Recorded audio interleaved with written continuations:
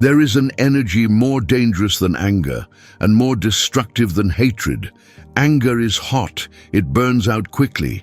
Hatred is loud, you can hear it coming. But this energy, it is cold, it is silent, and it is invisible until the damage is already done.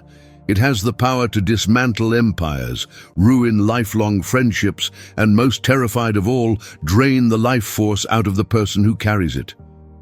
We are talking about envy. In the modern world, we treat envy as a petty emotion, something teenage girls feel about shoes, or neighbors feel about lawnmowers. But historically, philosophically, and psychologically, envy is recognized as a metaphysical cancer. It is the only one of the 7 deadly sins that provides zero pleasure to the sinner. Gluttony tastes good, lust feels good, pride feels powerful, but envy is pure, distilled suffering. It is the sensation of drinking poison and waiting for the other person to die. Today, we are beginning a descent into the shadow. Over the next hour, we are going to dissect the darkest corners of the human psyche. We are going to explore why you are stuck, why prosperity seems to slip through your fingers like sand, and why the people closest to you might be unconsciously praying for your failure. This is not a comfortable conversation. It is not designed to make you feel good. It is designed to make you free, and freedom often requires a painful look in the mirror. So, let us begin with the diagnosis. If you look at your life, your finances, your relationships, your health, and you see stagnation, you are likely dealing with a shadow projection. Carl Jung, the Swiss psychiatrist, taught us that the shadow is the unknown dark side of the personality. It is the cellar where we throw everything we don't want to admit about ourselves, our fears, our dark desires, our weaknesses, and our envy. We sweep them under the rug of our consciousness. But just because you hide a rotting corpse under the floorboards doesn't mean it stops decomposing. It just means the smell will eventually permeate the entire house. When you refuse to look at your envy, you project it onto the world. You become bitter, you become cynical, and metaphysically, you repel the very success you are desperate to achieve. Prosperity and envy cannot coexist in the same vessel. Physics does not allow it. One is an energy of expansion, the other is an energy of contraction. You cannot expand and contract at the same time. But before we can kill this beast, we must define it accurately. Most people have a fundamental misunderstanding of what envy actually is. People think envy is simply wanting what someone else has. This is false. Wanting what someone else has is not envy. That is ambition. That is inspiration. If you see a man driving a vintage Porsche or a woman with a beautiful, healthy family, and you think, "That is magnificent. I want that for myself. If they can do it, I can do it too." That is a high-frequency response. That is your brain recognizing a possibility. You are using their success as a blueprint for your own construction. Ambition says, "Teach me how you did that." Ambition is a form of flattery to the universe. It acknowledges that abundance exists and can be replicated. Envy is entirely different. Envy is not the desire to have what they have. Envy is the desire for them not to have it. Look at the etymology. The word comes from the Latin invidia, which literally means non-video, to look against, or to look with malice. It is the evil eye. Envy does not say, "I want to climb that mountain too." Envy says, "I hope he falls off that mountain." Envy is sorrow at another's good fortune and joy at another's misfortune. The Germans have a specific word for this dark joy, Schadenfreude. Why does this happen? Why does the human mind twist itself into this knot? It happens because of the shadow.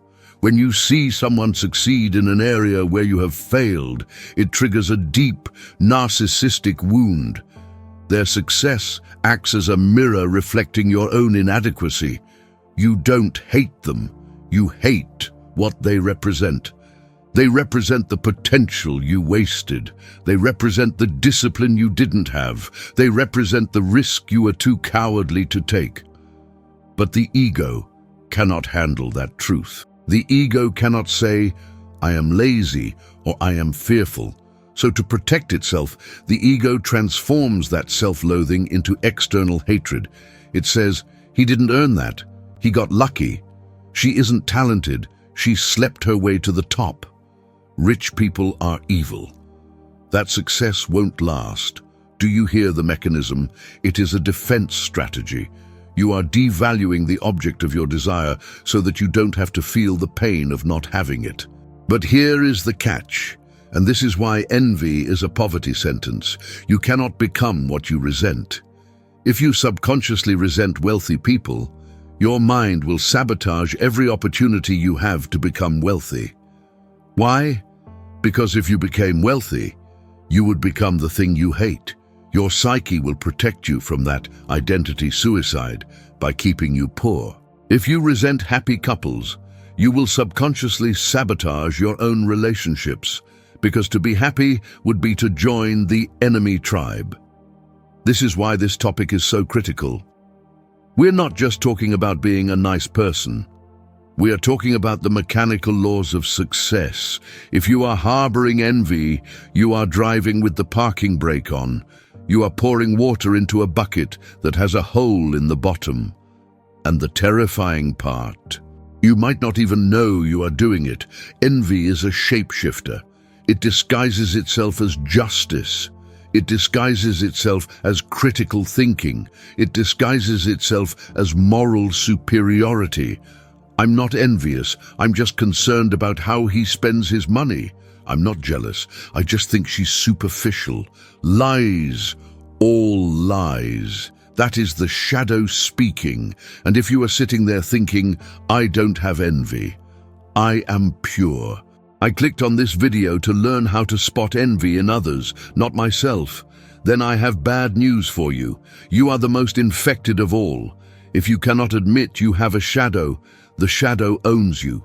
The first step to alchemy, the first step to turning this lead into gold, is to stop lying. It is to look at the monster in the face and say, yes, I see you. Only then can we begin the work of protection. Because make no mistake, envy is contagious. If you are full of it, you attract it. If you project it, you invite it. To protect yourself from the evil eyes of others, you must first surgically remove it from your own socket. In the next section, we are going to explore exactly who these enemies are, and I will tell you now, they are not the strangers on the internet. They are not the faceless billionaires. The people who want to drag you down are the ones currently sitting at your dinner table. The call is coming from inside the house. We have established that envy is a poison.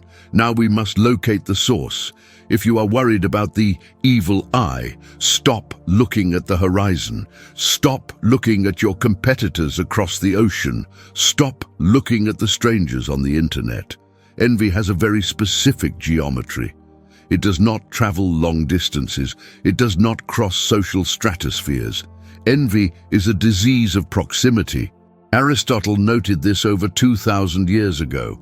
He said, we envy those who are near us in time, place, age, and reputation. You do not envy the Queen of England. You do not envy Elon Musk. You do not envy a billionaire living in a different reality. Their success is too abstract, too far removed from your lived experience. To your subconscious, they might as well be a different species. Their wins do not reflect on your losses, but your neighbor, your cousin, the guy who sat next to you in high school biology class, that is a different story. When he buys a Porsche, it hurts. When she gets the promotion, it burns. Why?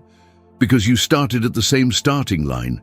You share the same background, the same resources, the same history.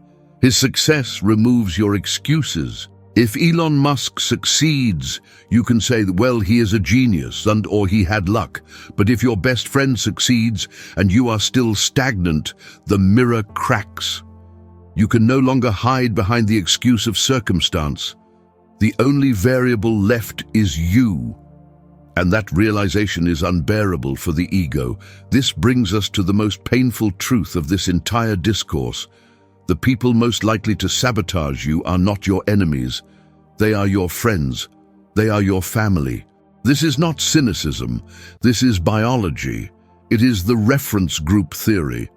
We evaluate our worth exclusively by comparing ourselves to the people immediately around us. If everyone in your circle is earning $30K a year and you earn $30K, you feel safe. You feel belonging. You're part of the tribe. But the moment you elevate, the moment you start earning $100K, or you get physically fit, or you find a spiritual purpose, you have broken the unspoken contract of the group. You have become a mirror reflecting their stagnation. Notice what happens when you share good news with a childhood friend who has stopped growing. Watch their micro-expressions. There is a split second of hesitation before the smile. The eyes do not crinkle. The congratulations feel heavy, forced. And then the subtle sabotage begins. The backhanded compliments. Wow, you bought a new house. That's brave in this economy. I hope you can handle the mortgage. You lost so much weight, you look thin. Are you eating enough? You're starting a business. Just be careful. Most of them fail. They disguise it as concern. They disguise it as being realistic. But it is not concern. It is an unconscious attempt to lower your altitude. They are trying to pull you back down to the baseline where they feel comfortable. This is the crab bucket mentality. If you put a single crab in a bucket, it can climb out. If you put 10 crabs in a bucket, no one gets out. As soon as one reaches the rim, the others will grab its legs and pull it back down into the darkness. They are not doing it because they hate the escaping crab. They are doing it because his escape highlights their imprisonment. The closer the relationship, the deadlier the envy. Look at the founding myths of humanity. The Bible does not open with the murder of a stranger. It opens with Cain and Abel, two brothers, one blood, one table. Cain did not kill Abel because Abel attacked him. Cain killed Abel because Abel's sacrifice was accepted by God, and Cain's was not.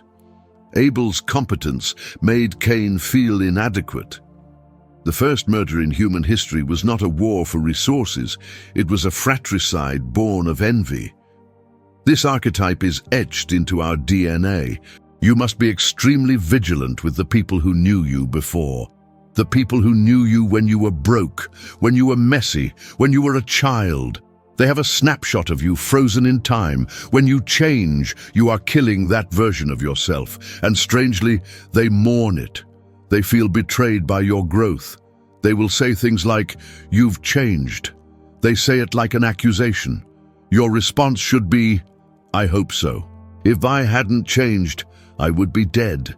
But they want the old you. The old you was predictable. The old you made them feel superior.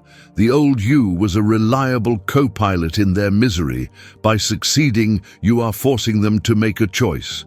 Either they must rise to meet you, which requires painful work, or they must tear you down to their level, which is easy. Most people choose the easy path. So, how do you spot this energy before it destroys you? You look for the exclusion. When you are down, they are the first to arrive. They love your failures. They love your drama.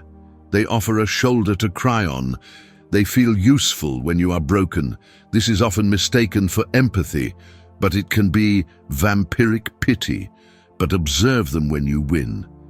When you get the big break, are they genuinely ecstatic? Do their eyes light up? Or do they withdraw? Do they change the subject? Do they find a flaw in your victory? Go, you got the job, cool. Did you hear about my cat? The silence during your victory speaks louder than the words during your defeat. Understand this. The friends who can sit with you in the dark are common. The friends who can stand with you in the light without casting a shadow of resentment are rare. They are diamonds. If you find people who genuinely celebrate your wins without making it about them, guard them with your life. They are the only ones who are not drinking the poison. But for the rest, the cousins, the old buddies, the extended family who make snide comments about your new car or your new lifestyle, you do not need to hate them. You do not need to fight them. But you must understand that they are operating from a paradigm of scarcity. They believe the universe is a pie with a finite number of slices. If you take a big slice, they think there is less left for them. They do not understand that you are in the kitchen baking more pies. You cannot explain this to them. You cannot argue them out of their envy. You can only outgrow them. In the next section, we are going to look at the only real defense mechanism against this. And spoiler alert, it is not about hiding your success to make them feel better. Dimming your light to accommodate their darkness does not help them see. It only leaves you both in the dark. We are going to talk about the radical shift in identity required to become immune to the crab bucket. We have diagnosed the disease, and we have identified the carriers. Now, we must discuss the cure. How do you exist in a world full of crabs trying to pull you back into the bucket? Most people choose the strategy of camouflage. They dim their light. They downplay their success. When someone asks, "How is business?" they lie. They say, "Oh, it's a struggle." Even if they are making millions, they dress down. They apologize for their happiness. They try to make themselves small so they don't trigger the insecurities of those around them. I am telling you now, stop this immediately. False humility is not a virtue, it is a lie. And it is a strategic error. When you shrink yourself to accommodate the smallness of others, you do not help them grow. You only validate their delusion that the world is a dangerous, scarce place. You become an accomplice in their mediocrity. And worse, you signal to your own subconscious that your success is something shameful, something to be hidden like stolen goods. If you hide your light, you will eventually forget that you even have it. The only real defense against envy, both the envy you feel and the envy you receive, is a radical shift in identity. You must surgically remove the zero-sum operating system from your mind. The zero-sum bias is the primitive belief that the world is a fixed pie. If I take a slice, there is less for you. If you win, I lose. This is the matrix of envy. You must upgrade to the positive sum reality. In the real world of value creation, the pie is not fixed. We are baking more pies. If my friend builds a great company, he creates jobs, he creates products, he raises the standard of living. His success adds to the world. It does not subtract from me. If my neighbor gets fit, he becomes a better inspiration and a healthier member of the community.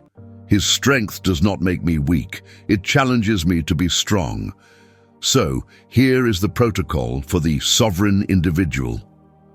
1. The active celebration, the selfish act of altruism. When you see someone win, force yourself to celebrate it, not because you are a nice person, but because you are a smart strategist. Your subconscious mind cannot tell the difference between him and me. It only understands success is happening. If you react to success with anger, you program your mind to believe success, bad. If you react to success with joy, you program your mind to believe success is good possible. By celebrating him, you are pre-installing the software for your own victory. You are telling the universe, I like this, send more of this. 2. The death of the victim story. You cannot be envious and powerful at the same time. Envy is an admission of inferiority.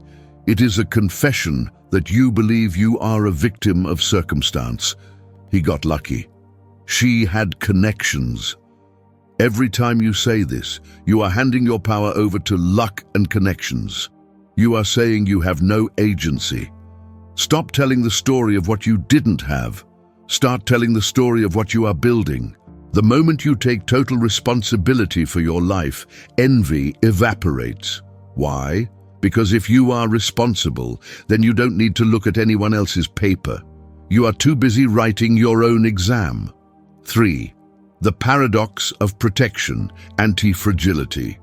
Finally, how do you handle the evil eye of the toxic family member or the jealous friend? The answer is counterintuitive. Do not defend yourself. The more you try to explain, justify, or hide your success, the more you feed their energy. You are engaging in their frame. The ultimate power move is transparency. Own your success completely, but also own your failures completely. If someone says, "Must be nice to be rich," do not say, "Oh, but I work so hard and I have taxes." No, look them in the eye and say, "Yes, it is nice. I am very grateful." End of sentence. When you agree with them, you remove the tension. You refuse to play the game of shame. If they attack your flaws, own them too. You think I'm arrogant? Sometimes I can be. I'm working on it.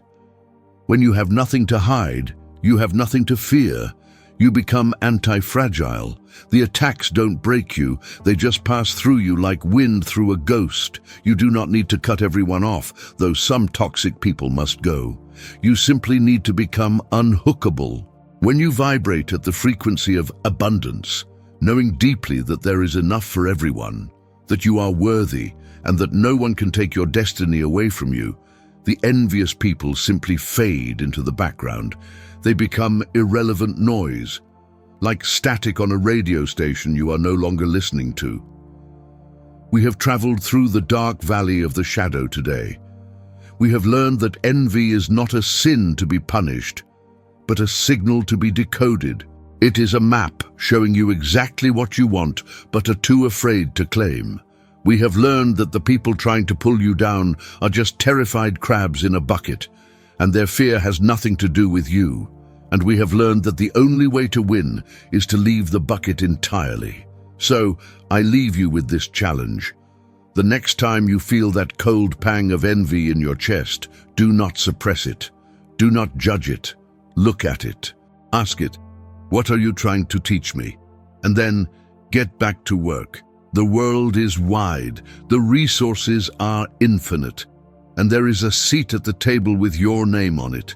But you have to stop staring at everyone else's plate if you want to eat. If this analysis opened your eyes, don't keep it to yourself. Share this video with that friend who truly wants to see you succeed. And subscribe to the channel.